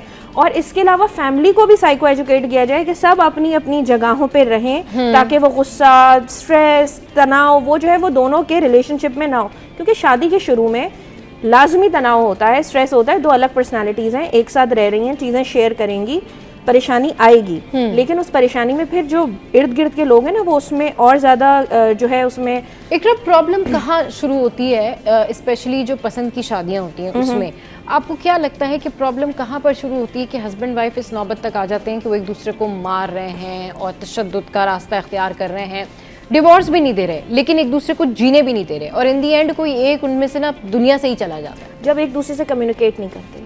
अच्छा, एक को मसला आ रहा है, हाँ। मर्द को मसला आ रहा है, औरत को मसला आ रहा है, आप दूसरे से कम्युनिकेट तो करें। हाँ। मार धाड़ वही ना सबसे एंड में हो, हाँ। जो भी है, लेकिन आप सबसे पहले कम्युनिकेट करें, यार मुझे तुम्हारी इस बात से मसला आ रहा है, मुझे तुम्हारे इस एटीट्यूड से मसला आ रहा है। हमें इशू ये होता है ना कि जब सॉरी आपकी बात में कट कर रही हूँ, इशू ये होता है कि जिस तरह से इकरा कह रही है ना कि आपस में कम्युनिकेट नहीं करते, तो वो इसलिए आपस में कम्युनिकेट नहीं करते क्योंकि वो कहीं और कम्युनिकेट कर रहे होते हैं, वो अपनी प्रॉब्लम को, यानी हस्बैंड जो है वो अपनी प्रॉब्लम कहीं और बता रहा होगा, अब वो जो उनकी दोस्त है उनका एक्सपीरियंस है, वो अपने एक्सपीरियंस से उसको, मतलब आप रैंडमली अगर जो है वो किसी को अपनी शिकायत करेंगे या अपने बारे में बताएंगे तो वो आपको स्ट्रेट जो है ना वो एडवाइस देंगे, स्ट्रेट मशवरा देंगे, उनको आपकी सिचुएशन नहीं पता, उनको आपकी वाइफ का जो है सिचुएशन नहीं पता। तो जब तक कोई शख्स इस मामले में, मतलब यानी हस्बैंड वाइफ के मामले में या किसी भी रिश्ते के मामले में दोनों तरफ से ना जाने या दोनों तरफ से उसको नहीं पता हो सिचुएशन, तो वो किसी को मशवरा नहीं दे, क्योंकि हमारे यहाँ ज़्यादातर जो फैमिलीज़ में या रिलेशनशिप्स में या बहुत सारी चीज़ें अगर कोई टूट जाए या लोग अलग हो जाते हैं, उसकी वजह ये होती है कि वाइफ शायद अपने घर वालों की सुन रही होती है और हस्बैंड की कोई एक आधी दोस्त होती हैं जो उनको बड़ा पोलाइटली मशवरा दे रही होती हैं और वो उसको आइडियल करके बाकी अपनी बीवी को कंपेयर कर रहे होते हैं। तो यहाँ पे जो है ना प्रॉब्लम आती है, यहाँ कम्युनिकेशन खत्म हो जाता है बेसिकली। सबा मुझे ऐसा लगता है कि आज ये जो इतने मसाइल बढ़ गए हैं, ये थर्ड पार्टी कम्युनिकेशन जो है ना ये आपके रिलेशनशिप को खराब करता है। एग्जैक्टली कि ये चीजें हम, क्योंकि एक लड़का लड़की की शादी तो कर रहे होते हैं, उनको ये तो पता है, हम बता भी रहे हैं बीइंग अ पेरेंट या बीइंग अ सोसाइटी के भाई अब आप लोग हस्बैंड वाइफ हैं, हम उनको ये नहीं सिखा रहे कि आप हस्बैंड वाइफ हो, लेकिन अगर कोई प्रॉब्लम है तो आप अपने घर में या आप अपने घर में या बाहर किसी तीसरे को नहीं, आपस में एक दूसरे को बताओ। हाँ। अगर आपको बीवी को उससे मसला है या कोई बात भी उसको अच्छी बुरी लगती है तो आप उससे डिस्कस करो, वो शौहर तो बन जाता है, और वो एक ऐसा शौहर बनता है कि वो उस आजकल की जनरेशन में मैं ये बहुत देखती हूँ कि वो कहते हैं कि नहीं बीवी मेरी फ्रेंड कैसे हो सकती है, वो तो बीवी है ना। हाँ। वो बीवी है, नहीं, पहले आप हस्बैंड वाइफ निकाह हो गया, वो तो पेपर्स में हो गया, दुनिया के लिए हस्बैंड वाइफ हो ना। हाँ। क्योंकि आप कम्युनिकेशन पे तब जाओगे जब आप ये एक्सेप्ट करोगे कि हाँ यार हमें बात करनी चाहिए। किसी तीसरे से बेहतर है बात करके। जब क्या होता है, फिर जब हम कम्युनिकेशन हमारे गैप्स आना शुरू होते हैं, वो गैप्स आहिस्ता आहिस्ता बढ़ने लगते हैं। सही। उसको कोई बात बुरी लग रही है, वो खामोश है, सालों उसने दबाया हुआ है, उसको कोई बात लड़की को बुरी लग रही है, सालों उसने उस बात को दबाया, उसको भी कहीं सॉफ्ट कॉर्नर कहीं मिल रहा है, लड़की को भी, लड़के को तो ऑब्वियसली मिल जाता है, लड़कों को तो ऑब्वियसली आराम से मिल जाता है, ठीक है। फिर घर की जो खातून होती है वो भी ढूंढ रही होती है, क्योंकि उसका बिहेवियर चेंज उसको नजर आ रहा है, क्योंकि एक नेचुरल साइकी है कि जब मर्द को बाहर कोई सॉफ्ट कॉर्नर मिलेगा उसका बिहेवियर घर में चेंज हो जाएगा। ठीक है, इसी सॉफ्ट कॉर्नर के हवाले से जो है वो मजीद भी डिस्कशन करेंगे कि जो थर्ड पार्टी कम्युनिकेशन है ना, स्पेशली ये जो मर्द हजरात के साथ कोई ना कोई खातून होती हैं जो उनकी दोस्त होती हैं, जो उनको उनकी फैमिली लाइफ के मशवरे देती हैं बिना ये जाने कि उनकी एक्चुअल में फैमिली लाइफ किस तरह की डिज़ाइन हुई हुई है या उनकी फैमिली में क्या कुछ चल रहा है। इस पर करेंगे बात, लेकिन एक छोटी सी ब्रेक के बाद। हमारे साथ रहिए। Welcome back. तो जी बात हो रही है रिलेशनशिप पे और third party communication and misunderstanding. ये इतना बढ़ जाता है कि लोग आपस में एक दूसरे का खून कर देते हैं, जान लेते हैं, मर्डर कर देते हैं। कितने ऐसे इकरा वाक़यात होते हैं, आप भी सुनती होंगी नादिया, आपने भी सुने होंगे कि मर्द ने अपनी बीवी का कत्ल कर दिया। किस वजह से कत्ल कर दिया? बस उसको प्रॉब्लम थी, उससे लड़ाई हो रही थी और लड़ते लड़ते जो है वो कत्ल हो गया। इसी तरह का एक वाक़या अभी पड़ोसी मुल्क में मैं देख रही थी कि कोई लड़का था और वो अपनी वाइफ को बुरी तरीके से मार रहा था। यानी उसकी जो वालदा थी वो उसको बचाने की कोशिश कर रही थी, वो उस अपनी बीवी के बाल खींच रहा था। मतलब ये वीडियो है, ये वायरल वीडियो है, अगर आप जाएं सोशल मीडिया पे सर्च कर सकते हैं। ये पड़ोसी मुल्क का वाक़या है कि वो अपनी वाइफ को जो है वो बुरी तरीके से बालों से खींच रहा था। किसी नॉर्मल सी बात पे उसका झगड़ा स्टार्ट हुआ, बहस हुई और उसके बाद मारपीट तक नौबत आ गई। उसकी जो वालदा थी वो उसे छुड़ाने की कोशिश कर रही थी, लेकिन उसने इतनी तेज उसका सर दीवार में मारा कि वो सडन डेथ हो गई। और उसके बाद फिर वो कहते हैं जी मियाँ बीवी में लड़ाई झगड़ा तो होता रहता है, ऐसा तो अक्सर होता था कि हमारे दरमियान जो है वो मारपीट हो जाती थी। तो उस शख्स ने ये जो है वो लॉजिक पेश की कि जी ये तो अक्सर होता था, मुझे क्या पता था उसका सर दीवार से लग जाएगा, वो सडन डेथ हो जाएगी। देखिए उसमें ये हालात फीमेल की ना हम लोग जो है रिस्पेक्ट करना सिखाते नहीं है। हाँ। अब माँ बचा रही है, इसका मतलब है कि माँ भी कहीं ना कहीं उस तशद्दुद का शिकार रही है। हाँ। या तो अपने शौहर से, बेटों से, अपने भाइयों से, किसी से बहनें भी रही हैं। यानी उन्हें जो एक रिस्पेक्ट ऑफ फीमेल है, ख़वातीन की इज्जत करना, रिस्पेक्ट देना, उसके बारे में साइको एजुकेट किया ही नहीं है, उन्होंने सीखा ही नहीं है, उन्होंने अपने इर्द गिर्द में सीखा नहीं है। तो अगर आपको किसी को कभी सिखाना होता है ना, फॉर एग्जांपल आप यूनिवर्सिटी स्टूडेंट्स को जो है वो अप्रोप्रिएट ड्रेसिंग सिखानी है, तो सबसे पहले टीचर वैसा पहने। हाँ। आप बार बार कहें कि बेटा ऐसे नहीं पहनना, लेकिन टीचर अगर खुद जरा अच्छे कपड़े पहन कर आए, फॉर्मल कपड़े पहन कर आए, तो स्टूडेंट भी पहन कर आएगा। तो अगर आपने अपने अब जो बच्चे हैं, अपकमिंग बच्चे हैं जिनकी शादियां होनी है, अपने घर के बेटे हैं, उनको सिखाना है, तो पहले वालिद को, वालदा को, इनको अपने रिलेशनशिप को आपस में बेहतर बनाना है, ताकि वो बच्चा बच्ची जो है वो दोनों सीखें कि भाई रिलेशनशिप ऐसे भी चलता है, घर ऐसे भी चलता है। वो अपने हमारे वालिदैन ने हमारे साथ ये किया है तो हम भी अच्छा करेंगे। हमारे यहाँ मसला ये है कि हम ट्रॉमा को ना इनहेरिटेंस की तरह लेके चलते हैं कि भाई हमें जो है ना जैसे जायदाद मिलती है ना पैसों की, टेंजिबल, इस तरह हम इसको भी जो है ना इस ट्रॉमा को भी लेके चलते हैं कि हमारी वालदा पिटती थी तो अब हम अपनी बेगम से भी वो वैसे ही करेंगे, बदला उतारेंगे क्योंकि हमारे वालिद ने ये किया। या हमारी वालदा बहुत गुस्से वाली थी तो अब हम अपनी बीवी को दबा के रखेंगे कि वो वैसा ना करें। तो हमारे यहाँ ना अपनी मर्जी से लोग जो है वो फील करते हैं, अपनी मर्जी से सोचते हैं, उन्हें कोई सिखाने वाला है नहीं, ट्रेन करने वाला नहीं। बस हम कहते हैं शादी करें, बात खत्म, शादी हो गई, हमारी जिम्मेदारी खत्म, एंड दैट्स ऑल। हमारे सिखाते नहीं। सही कह रही है। अच्छा, मैं इस चीज़ को रिलेट करती हूँ ऐसी चीज़ों में कि अगर आप नोटिस करें किसी घर में माहौल, एक लड़के ने बचपन से देखा कि मेरी माँ जो है वो बिल्कुल स्लीवलेस और बहुत आउटफिट इस तरह के पहनती है, उसके बाद बहन पहन रही है और फिर बीवी पहन रही है, तो उसके लिए ये नॉर्मल है। और वो बाहर किसी खातून को पूरे लिबास में और तरीके से देख रहा है तो उसके लिए ये अब नॉर्मल है। सही। क्यों? क्योंकि उसने अपने घर में बचपन से यही देखा।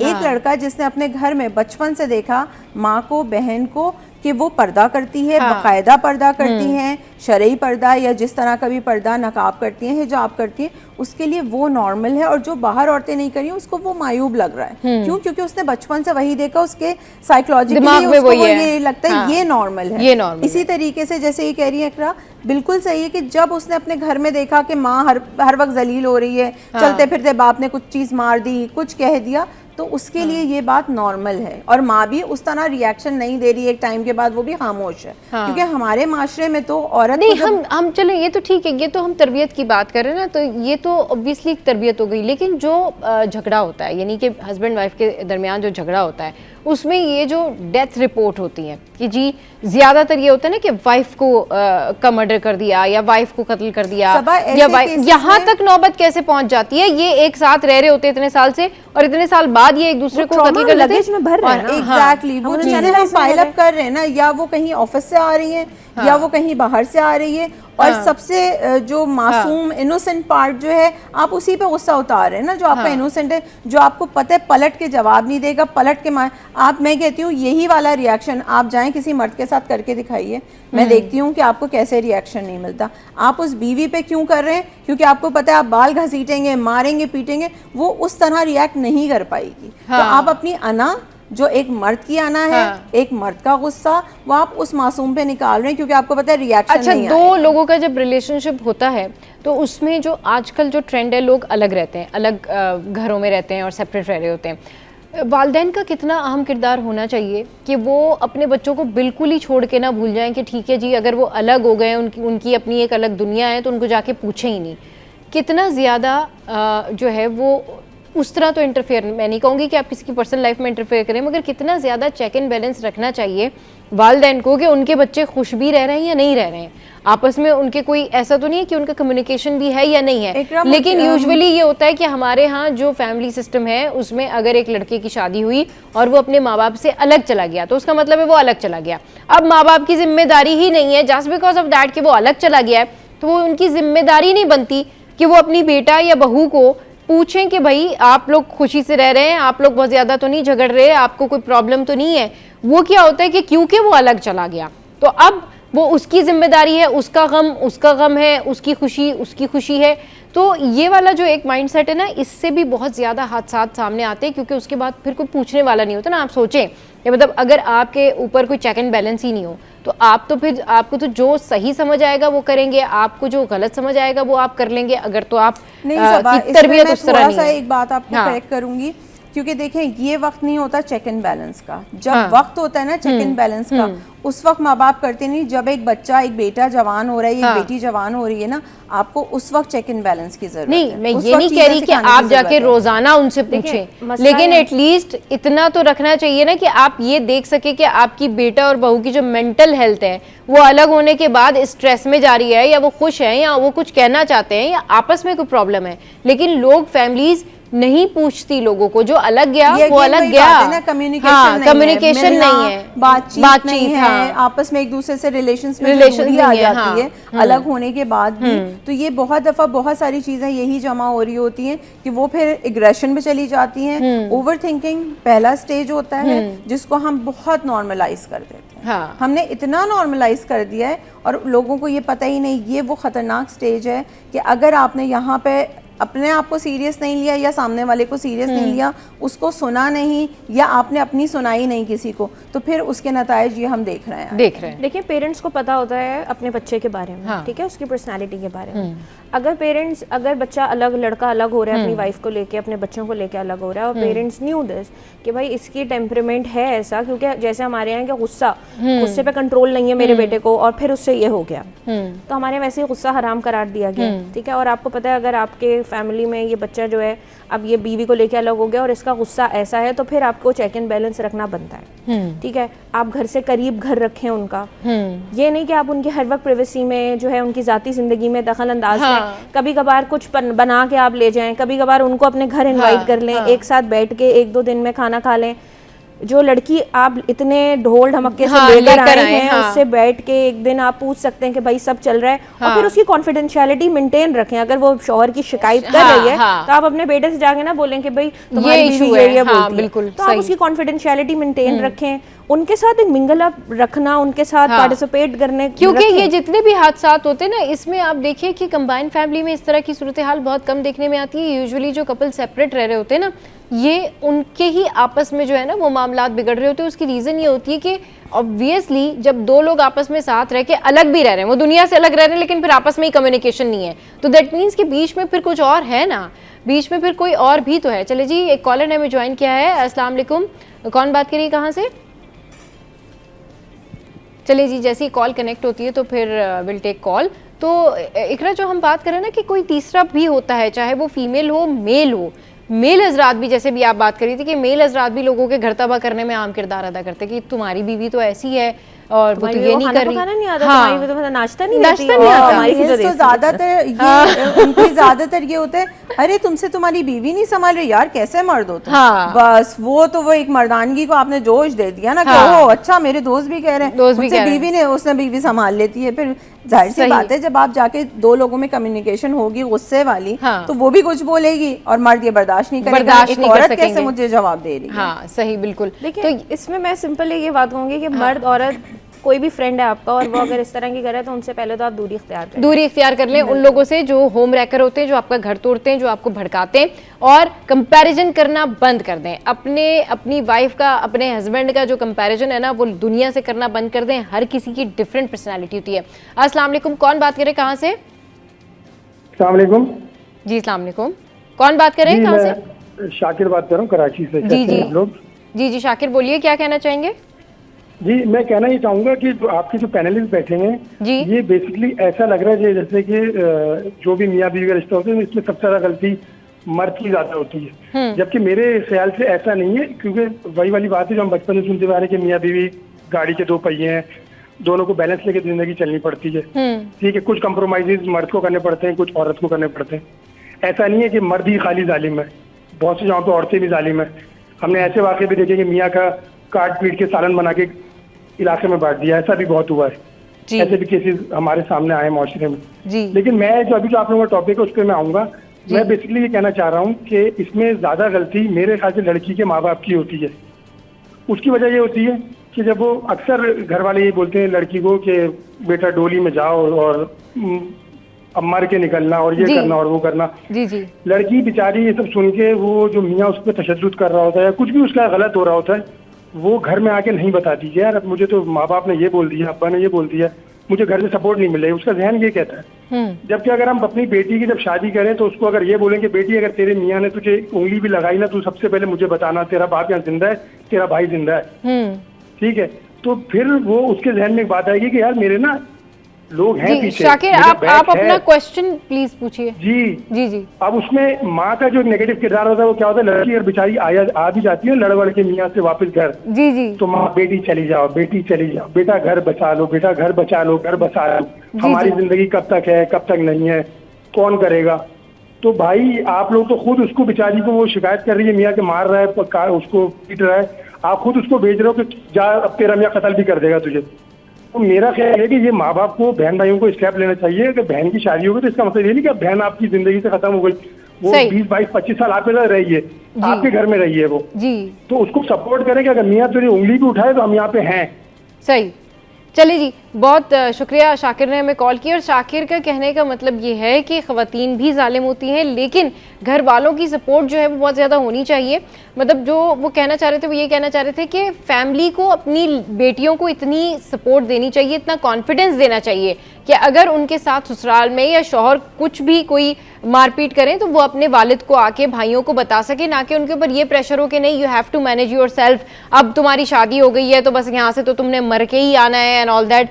तो ये कितना जरूरी है कॉन्फिडेंस देना। वही आ गई ना कि तरबियत की कि हमें तरबियत उस वक्त करनी चाहिए कि जब हम भेज रहे हैं या शादी के बाद। ठीक है, बात वही है कि बेटी हो या बेटा हो, आपको ये सिखाना पड़ेगा। बेटे को भी एक इंसान का बच्चा बनाने की जरूरत है, ठीक है, और बेटी को भी ये सिखाने की जरूरत है कि बेटा तुम हमारे माशरे में अब वो वाली चीज नहीं है कहीं भी कि बेटी जी बोझ है, उसकी शादी कर दो, अब वो वापस ना आए, वरना 4 लोग क्या कहेंगे। वो 4 लोग कौन है, मुझे ये समझ में आज तक नहीं आया कि वो 4 लोग कौन होते हैं जिससे माँ बाप डराते रहते हैं। बताइएगा वो 4 लोग कौन, जिससे वो माँ बाप और खानदान और माशरा डराते। 4 लोग हैं कौन, जरा मुझे पता चल जाए। मुझे यही हैरान कि अगर बेटी कोई जाके गलती से कह भी दे, क्योंकि माँ बाप के अलावा वो किससे कहेगी, नहीं नहीं बेटा किसी से नहीं, बस अब बना दिया, यार वो बेचारी बच्ची फिर मरेगी ना और कहाँ जाएगी। बिल्कुल इनकी बात सही है कि माँ बाप अगर बेटी को भेज रहे हैं तो आप उसके लिए वापसी का दरवाजा खुला रखिए। आप ये कह के भेजिए कि बेटा दिख तो रहा है इंसान का बच्चा, ठीक है शादी कर रहे हैं, लेकिन वापसी का दरवाजा खुला है, अगर तुम्हारे साथ कुछ गलत हो तो सबसे पहले हमें बताना, बर्दाश्त मत करना। क्योंकि हम वाकई बेटियों को, पुराने ज़माने में भी यही होता था और अब भी बहुत दफ़ा मैं खुद सुनती हूँ ऐसे केसेस कि यही होता है कि नहीं बेटा, अच्छा एक दफ़ा तो शौहर है ना, कर सकता है, कोई बात नहीं। क्यों कर सकता है, शौहर है, उसको ये हक किसी ने नहीं दिया कि वो आपके ऊपर हाथ उठाए। बिल्कुल। लेकिन यहाँ पे ये है कि अल्फाज का चुनाव बहुत इंपॉर्टेंट है। जैसे अभी शाकिर साहब ने कहा कि तुम्हारा बाप और तुम्हारे भाई यहाँ पर हैं, तो हर वक्त लड़की फिर इतनी सी भी, वो थोड़ी सी भी ये ना हो कि थोड़ी सी भी बात हो तो अब्बू उसने मुझे ये कह दिया, अम्मी उसने मुझे कह दिया, भाई मुझे, भाई बहन सब गन लगे खड़े हैं, बोल रहे हैं फौरन से आ जाए। ऐसा भी नहीं कहना है, अम्मी फौरन से आ जाए। अपनी बेटी को इतना कॉन्फिडेंट बनाए कि वो सबसे पहले उसे खुद भी शट अप कॉल देनी आनी चाहिए। और अगर उससे ये मामला नहीं संभल रहा ऑन द फर्स्ट हैंड, फिर वो जाके अपने घर वालों से जो है वो कहे कि आइए डिस्कस करते हैं। हमारे यहाँ वही मैं कह रही हूँ कि हमें शुरू से उन्हें साइको एजुकेट करना है कि भाई ये शादी है, जंग का मैदान नहीं है। आपने एक दूसरे को अंडरस्टैंड करना है, पहले अंडरस्टैंड करें, नहीं हो रही अंडरस्टैंड तो हमारे मजहब ने कहा है कि टेक पार्ट, अलग अलग हो जाए। बिल्कुल कोई जरूरत नहीं है साथ रहने की, गुस्से बर्दाश्त करने की, गुस्सा ऑलरेडी हराम है। लेकिन ऐसे भी नहीं कि हर छोटी छोटी बात पे कि भाई उसने ग्लास ऐसे रख दिया, वो करवट लेके सो गया, अम्मी देखें ऐसा कर रहा है, हर वक्त भी शिकायत नहीं। आपको खुद भी डील करना आना चाहिए, वरना आप शादी ना करें। If you are not mature enough, आपको शादी नहीं करनी है। नहीं करनी है। लड़के को भी पता है कि फाइनेंसेस होंगे लड़की के, ये आएगी, गुस्सा नहीं करना है आपने, उसके 4-6 खर्चे होंगे, आप बर्दाश्त करें। उसकी बहुत सारी औरत को सिन्फ़े नाजुक कहा क्यों गया है, इसीलिए कहा गया है ना कि आपने उसको संभाल के रखना है। आदमी की रीढ़ की हड्डी से पैदा हुई है। शादी के लिए बड़ा मशहूर कॉल हमारे माशरे में कहा जाता है ना, शादी तो एक जुआ है। जुआ भाई, जुआ तो हराम है, करनी नहीं चाहिए। सही बात है। शादी जो है एक खूबसूरत रिश्ता है, अगर आप इसको खूबसूरती से निभा सकते हैं तो इट्स ओके फाइन। अगर आपको लगता है कि इस रिश्ते में आपको बहुत ज़्यादा प्रॉब्लम्स हैं तो फिर मेरे ख्याल में आप अलग हो सकते हैं और इसमें कोई प्रॉब्लम भी नहीं है। तो लोग क्या करते हैं, हर खूबसूरत रिश्ते को ना बर्डन बना लेते हैं, हालांकि वो बर्डन होता नहीं है। हाँ, अब अगर आपके फाइनेंस अच्छे नहीं है या फाइनेंशियली स्ट्रांग नहीं है, उस बिना पे आप किसी को छोड़ना चाहते हैं तो that's another part of story. लेकिन अगर आपको मेंटली तौर पर या आपको वैसे कोई प्रॉब्लम है, तो कोई टॉक्सिसिटी है, तो आप गिव अप कर सकते हैं, तो आप छोड़ सकते हैं। मैं इसमें सबा एक चीज़ और ऐड करूँगी। हमने जो भी हम डिस्कशन कर रहे हैं कि तरबियत हो गई, माँ बाप हो गए, रिलेशन हो गए, सारा कुछ हो गया। मैं इसमें एक बात कहती हूँ, क्योंकि अगर हम उस लेवल पे जाएंगे कि जी एजुकेट करना चाहिए, ये एक बहुत बड़ा एक साइकिल है कि उस तक जाना बहुत मुश्किल है। मैं एक सिर्फ सिंपल सी बात है, अगर हमारे मुल्क का कानून सख्त हो जाए, किसी एक इंसान को भी इतनी सख्त सज़ा दी जाए, तो मैं श्योर हूं बिल्कुल सजाएं जो होती है ना, उठाते हुए भी डरे। हाँ बिल्कुल, पूरी दुनिया में ये कानून जो है बहुत ज़्यादा सख्त है, लेकिन पाकिस्तान में जो है क्योंकि डिफरेंट जो है वो मामलात हैं और पूरी दुनिया में ही इस तरह के मामलात होते हैं। अभी मैंने आपको पड़ोसी मुल्क की मिसाल दी कि उसने अपनी वाइफ को किस तरीके से जो है वो मारा, लेकिन बात यह है कि आपको अंडरस्टैंडेबल होना चाहिए, आपको चीज़ों को देखना चाहिए, गो थ्रू करना चाहिए। आपको इतना हसद नहीं करना चाहिए कि आप अपनी वाइफ से ही हसद करने लगें, अपने हस्बैंड से ही हसद करने लगें कि अगर वो आपको छोड़ना चाहता है तो आप ये सोचें कि नहीं जी वो आगे कहीं जाके खुश रहेगा, तो ये आप बर्दाश्त नहीं कर सकते। तो अगर कोई जाना चाहता है तो उसको अपनी लाइफ से जाने दें। अगर आपको लगता है कि नहीं यही ठीक है तो फिर डेफिनेटली आप इस सिचुएशन में जो है वो ये तमाम तर चीज़ें गो थ्रू कर सकते हैं। बहुत शुक्रिया नादिया, बहुत शुक्रिया इकरा हमारे शो पर आए। अच्छा जी, शो में यह वक्त तो एक ब्रेक का, ब्रेक के बाद जब वापस आएंगे तो फिर आज जानने की कोशिश करेंगे कि जादू करना कितना आसान है और जादू किन लोगों पे होता है और जादू से कैसे बचा जा सकता है। और आजकल सुना यह है कि कुछ नए स्टाइल के जादू भी आ गए, वो क्या हैं ये जानेंगे छोटी सी ब्रेक के बाद। हमारे साथ रहिए। Welcome back. अब कुछ बात कर लेते हैं हम जादू के हवाले से कि ये माशरे में ना ये बहुत ज़्यादा सुनने में आता है और देखने में आता है कि लोग एक दूसरे के ऊपर हसद के बायस, जलन के बायस या किसी भी दुश्मनी की वजह से जादू करा देते हैं। किसी का हंसता बसता घर जो है वो उजाड़ देते हैं। मतलब लोग हसद में इतना आगे निकल जाते हैं कि दूसरों का बुरा सोचना शुरू कर देते हैं। तो जादू करना कितना आसान है और इससे कैसे बचा जा सकता है, इस पर बात करने के लिए हमें ज्वाइन किया है ख्वाजा इरशाद फ़खरी साहब ने, और हमारे साथ मुफ्ती अब्दुल हन्नान साहब जो हैं वो मौजूद हैं। अस्सलाम वालेकुम, वेलकम टू द शो। सबसे पहले मुफ्ती साहब आपसे मैं पूछना चाहूँगी इस हवाले से, क्या जादू करना इतना आसान है कि किसी की भी ज़िंदगी तबाह की जा सकती है? किसी को भी जो दिल चाहे उसके साथ किया जा सकता है, उसको अपने बस में किया जा सकता है, उसकी दौलत हथियाई जा सकती है, उसका घर बर्बाद किया जा सकता है, उसका रोज़गार तबाह किया जा सकता है? बिस्मिल्लाह वस्सलातु वस्सलाम अला रसूलिल्लाह व बाद। बड़ा अच्छा मौजू है कि क्या जादू करना इतना आसान है जी कि जिसकी ज़िंदगी के साथ चाहें वो खेलना शुरू कर देते हाँ। हैं। असल बात यह है कि जादू शैतानी अमल है और हर गुनाह आसान है। आज के दौर में देखें, मसलन शादी करना कितना मुश्किल है जी, और बदकारी कितनी आसान है। सही। इसी तरह से, और चूँकि जादू जो है वो जिन्नात के ज़रिए से होता है, हाँ जो जितना ज़्यादा अल्लाह का बागी नाफरमान होगा उतना जादू उसके लिए आसान है। अच्छा, बलफ्ज़ दीगर जो पाक नहीं रहते, नमाज नहीं पढ़ते, हाँ तो वो जादू करें या जादू करवाएं, सही। वैसे ही शैतान उसके मुती फरमाबरदार होंगे। शैतान चाहते हैं कि भाई इसकी हाँ में हाँ मिलाएं। इस सिलसिले में एक बात तो बड़ी अहम है कि कुछ लोग तो बग़ैर चाहे भी अपने ऊपर ख़ुद जादू मुसल्लत कर लेते हैं। बिल्कुल हाँ। उसका हदीस में ज़िक्र है। हाँ। नबी करीम सल्लल्लाहु अलैहि वसल्लम ने फरमाया कि जब इंसान सोता है तो शैतान उसके सर पर गुद्दी के पास 3 गिरहें लगाता है। और गिरहें क्या होती हैं? जादू जो फूंक मारते हैं ना, जी जी, जैसे सूरह कुरान में अल्लाह ने फरमाया शर्रिन नफ़्फ़ाथात फ़िल उक़द, जी जी, गिरोह में फूंक मारने वालियों की शर से पनाह मांगनी चाहिए। जी जी। तो आपने फरमाया कि हर शख्स पर हर रात शैतान 3 गिरहें लगाकर फूंक मारता है, यानी जादू करता है। अच्छा। हर शख्स पर जब वो सुबह करता है तो 3 काम करने से वो 3 गिरहें खुलती हैं। सुबह वो हशाश बशाश और तरोताज़ा होता है, और अगर किसी ने सुबह ताख़ीर की और 3 काम नहीं किए तो उस पर ये जादू का असर रहता है। और उसकी अलामत आपने 2 चीज़ें बताई। फरमाया एक तो नफ्स उसका जो है ना बुझा बुझा सा, खबीसुन नफ्स, और दूसरा फरमाया कसलान, काहिल, किसी काम को दिल नहीं, हाँ। खाने में दिल नहीं लग रहा, कोई किसी काम में दिल नहीं लग रहा, कुछ भी अच्छा नहीं लगता। तो जो 3 काम आपने बताए ना, फरमाया सबसे पहले उठते ही वो अल्लाह का जिक्र शुरू कर दे। अल्लाह के नाम से शैतान भागते हैं। तो वो जो जादू का उसने 3 गिरहें लगाई हैं शैतान ने, वो एक गिरह खुल जाएगी अल्लाह के जिक्र से। सही। उसमें नींद से बेदार होने की दुआ है। सूरह आल इमरान की आखिरी रुकू की आयतें हैं, इन्न फी खल्क़िस समावाति वल अर्ज़, ये पूरा रुकू पढ़े जी। इसी तरीके से वज़ू करे, ख़ास तौर पर फरमाया नाक झाड़े। आल इमरान की कौन सी आयत बताइए आपने? सूरह आल इमरान के आखिरी रुकू की आयतें हैं। आखिरी रुकू, आखिरी रुकू, सही। आखिरी रुकू अगर पूरा भी पूरा पढ़ना, पूरा ही पढ़ना है। सही। आखिरी रुकू पूरा पढ़ना, नबी सल्लल्लाहु अलैहि वसल्लम का मामूल था ये। जी जी जी। सुबह उठ के, उठते ही, यानी वज़ू से भी पहले। सही।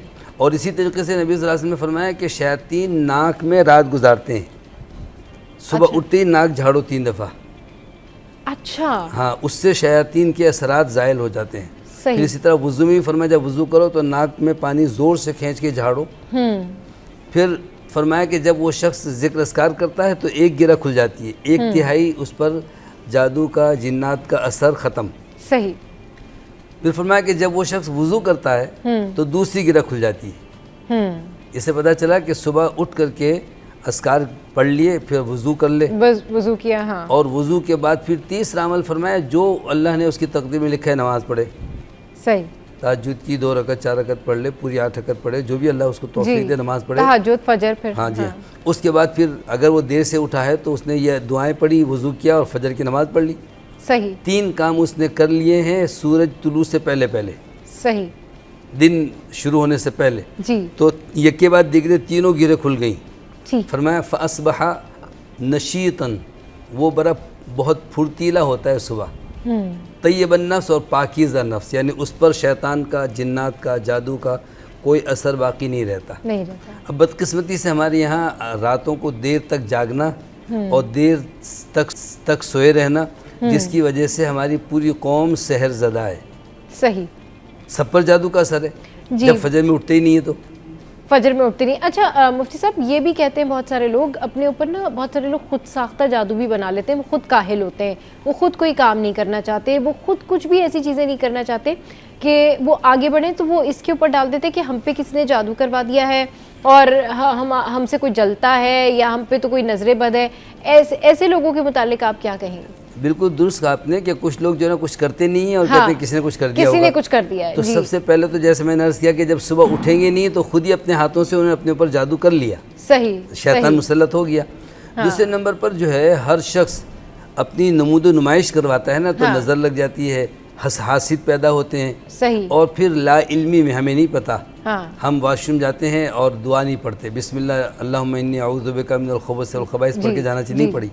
हमने दरवाज़ा ज़ोर से खोला, वो मखलूक हमें नज़र नहीं आती, उसको अगर हमें धक्का लग गया दरवाजे से या हमारे वजूद से और दुआ नहीं पड़ी, तो वो फरमाए इब्ने आदम से खेलते हैं शैतान, तो जादू का असर शुरू हो गया, खुद ही अपने ऊपर मुसल्लत। अच्छा मुफ्ती साहब, ये बताएं कि क्या जादू करना इतना आसान हो गया है कि हर शख्स किसी के ऊपर भी कोई जादू करा दे? मतलब कोई इतना कॉमन हो गया है ये कि कोई भी किसी पे जादू करवा दे?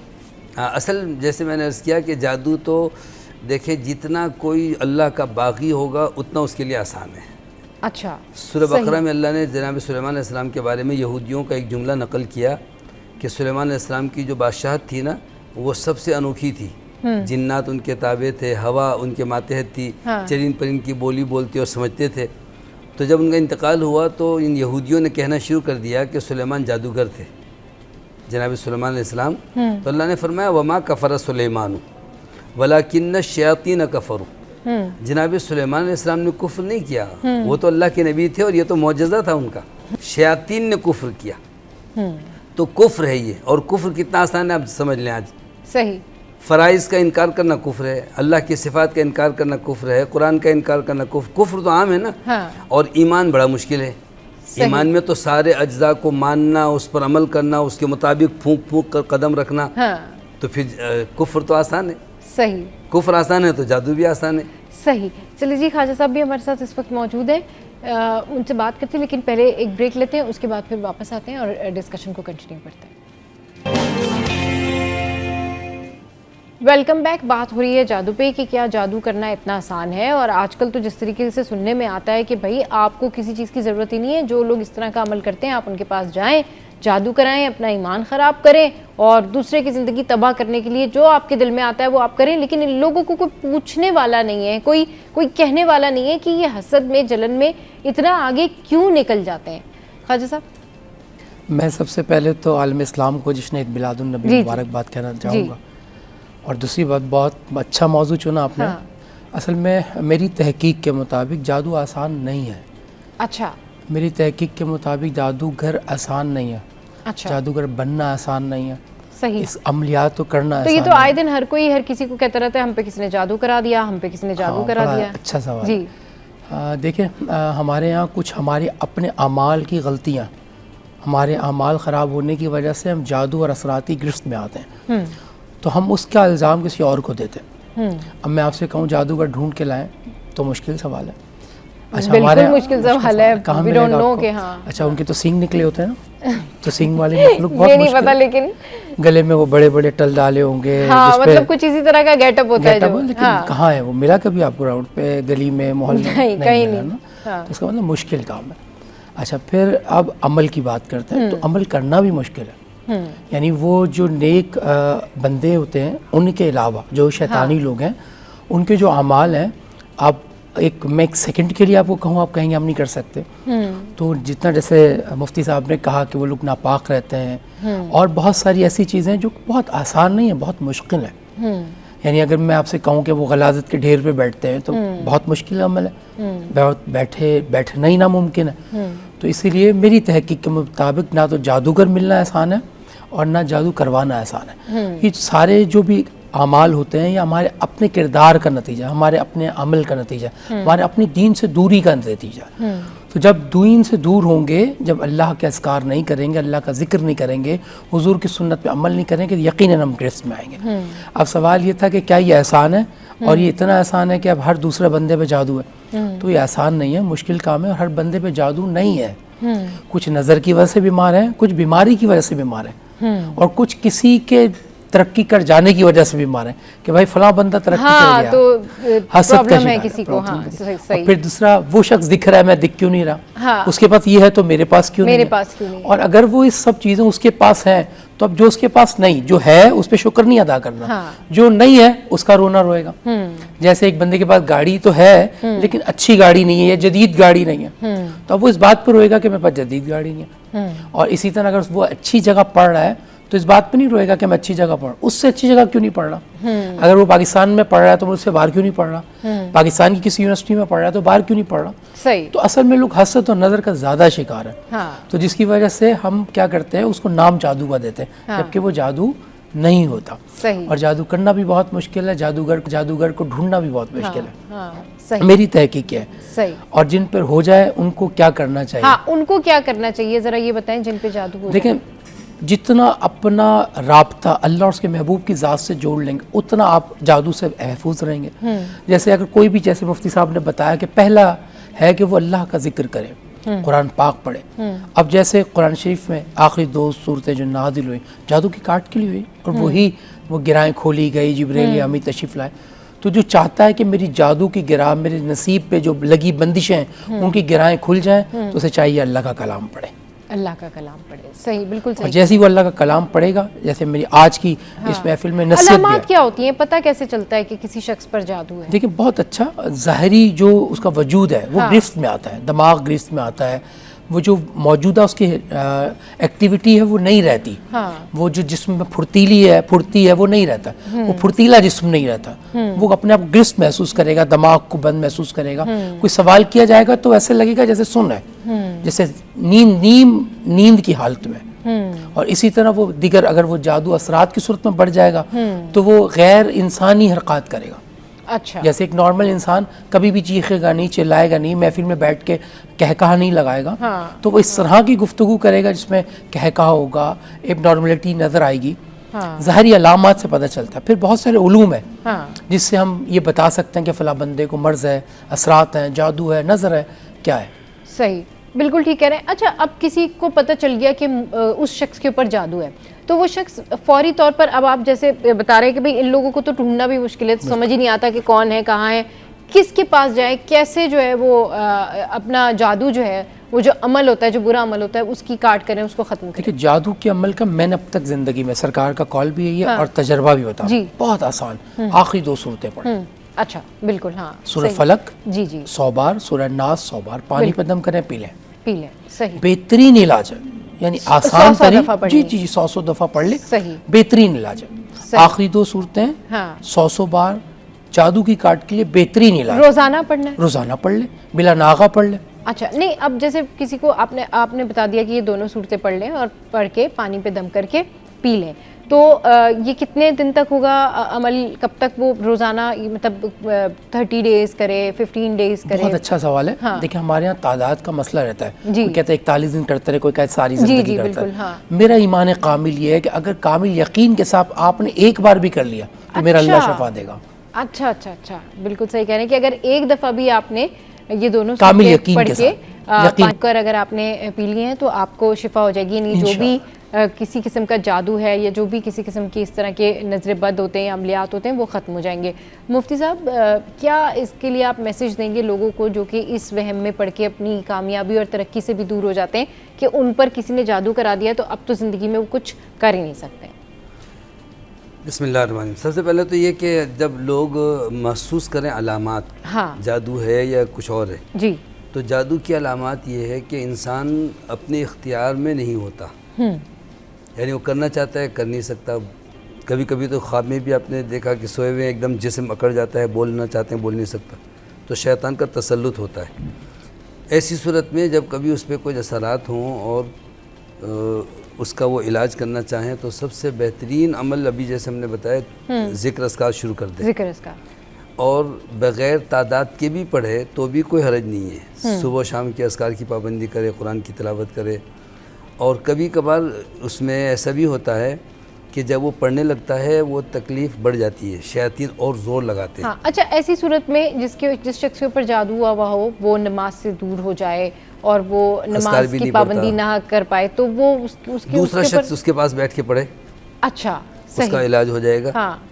उसका तरीक़ा ये है, जैसे मिसाल के तौर पर घर के फ़र्द किसी आमिल के पास जाना ज़रूरी नहीं है। और जादू के लिए आपने कहा कि जादू हो गया हो तो जादूगर कहाँ ढूंढें? हाँ। जादू का इलाज जादूगर के पास नहीं है।